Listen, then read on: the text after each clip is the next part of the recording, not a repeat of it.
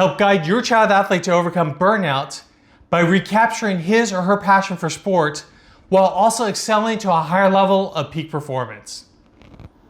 In this video, you're going to understand the common causes of burnout, and you're also going to be able to set your child up for success with the 6 keys to overcome burnout while increasing peak performance.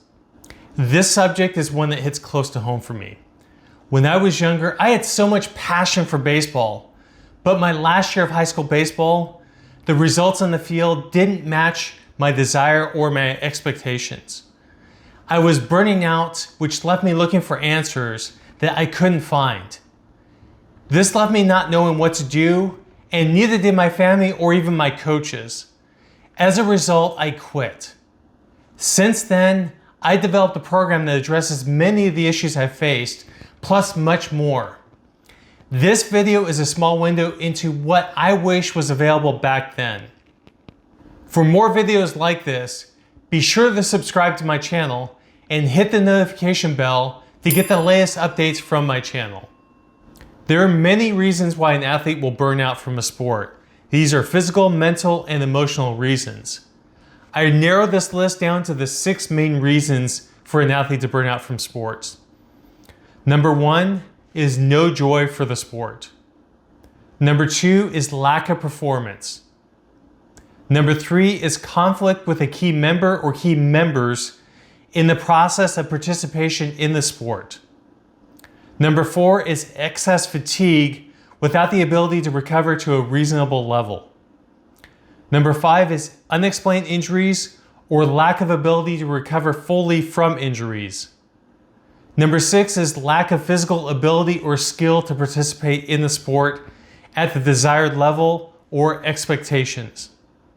As we go into the 6 keys for overcoming burnout while increasing peak performance, I do want to touch on the fact that there were 6 reasons that the athlete does experience burnout. The 6 keys for overcoming burnout do not directly relate to each one. In fact, each of the 6 keys to overcoming burnout relates to multiple facets and multiple reasons for an athlete experiencing burnout. So as you apply one of the keys, you're actually going to be tackling multiple reasons for burnout. Key number 1 is dream development. Having the athlete know what he or she wants out of sports and out of life, and also why this is important, helps every one of the 6 common reasons for burnout. Knowing the dream helps the athlete be driven from within to find the way to overcome the challenges that arise during the athletic journey.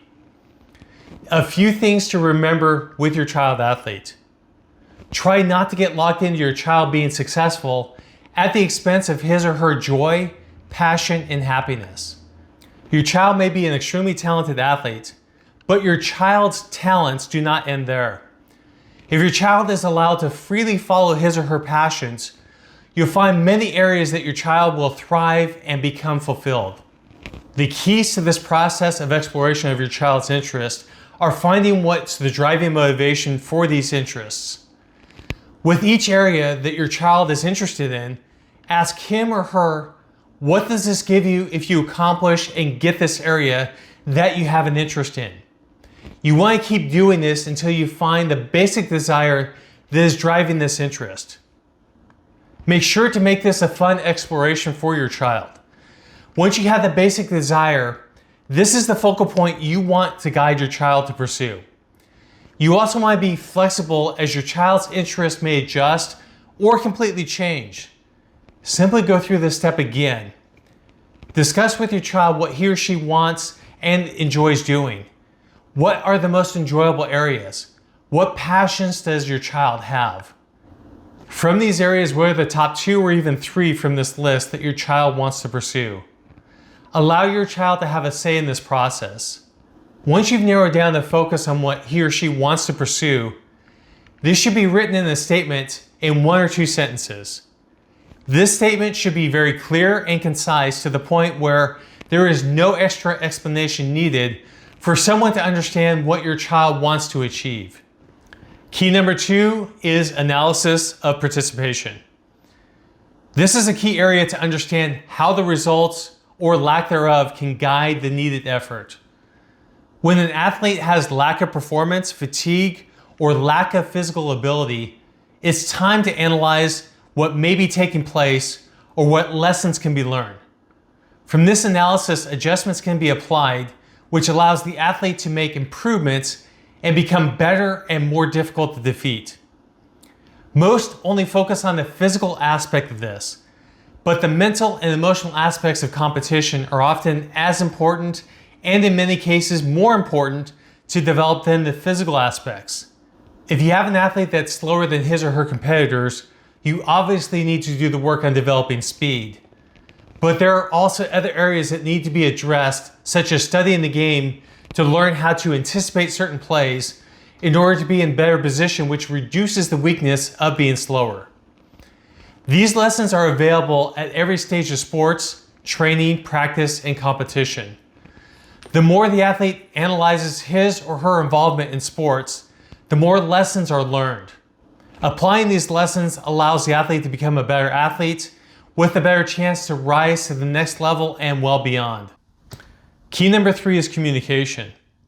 The athletic journey is one that the athlete needs a team to be successful. This team I'm speaking of is not the one on the field, but the one that supports the athlete. There needs to be good communication with the athlete, and the athlete needs to be effective with his or her communication. The first step with communication is for the athlete to understand what he or she wants and needs. We did address this some with the first key of dream development. When the athlete is able to communicate what he or she wants and needs, this allows the athlete to better relay the information to those that can help him or her get these wants and needs satisfied. This is where the athlete can better understand from his or her perspective why there is a conflict and how he or she is contributing to this conflict. The next step is to help the athlete have open communication with the person that he or she is having conflict with.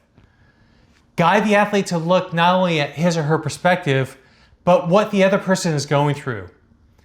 Have the athlete work on not making the other person wrong. Make the focus on resolving the conflict. Key number 4 is high performance nourishment. Eating the right food is key to help many areas for the athlete. When I say the right food, this means high quality food and the right proportions of proteins, fats, and carbohydrates specific for the athlete based on the type of athlete, the needs of the specific athlete, and the timing of the training cycle. Both the quality of food and the right proportions of proteins, fats, and carbohydrates to balance blood sugar helps many areas that I talked about in the common reasons for burnout. I do want to touch on just 3 points that high performance nourishment really helps. These include lack of performance due to poor blood sugar balance and low quality food, both of which decreases the energy availability. This also leads to excessive fatigue issues that are also a common reason for burnout. Unexplained injuries often can be traced back to low quality food. When an athlete is recovering and repairing his or her body with low quality food such as fast food, this is incomplete nutrition, which means the vital building blocks are lacking, and rebuilding a weaker body, which is more susceptible to injury. There is an increase of conflict that everyone around the athlete may experience from both low quality nutrition and poor blood sugar balance. Both of these issues lead to mental and emotional volatility. Increasing food quality and stabilizing blood sugar will often help the mental outlook, which improves the athlete's mood. To improve quality of food, focus on purchasing meat that is pasture raised and fed what the animal was intended to eat. If this is not possible, go with free range. And if possible with all meat, get it organic. But always choose pasture raised versus going with organic if you have to make the choice. Purchase biodynamic produce if possible, otherwise purchase certified organic.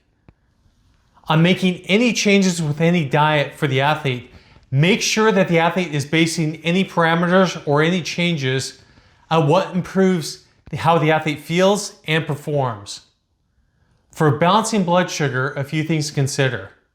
The bigger or more explosive or strength-based the athlete is, the more protein and fat he or she will tend to need. The leaner and more endurance-based the athlete is, the more carbohydrate he or she will tend to need. Other areas to consider with blood sugar balance include The type of training. Heavy lifting or quick, fast, explosive training increases the need for protein and fat. Lighter lifting or increasing cardio increases the need for carbohydrates. Weather is also another consideration. Colder weather increases the need for protein and fat. Warmer weather increases the need for carbohydrates. Key number 5 is corrective exercise. Having the right movement to help balance the athlete's body will help many areas, which includes performance, fatigue issues, and reducing risk of injuries. In order to address these issues, it's best to use corrective exercise.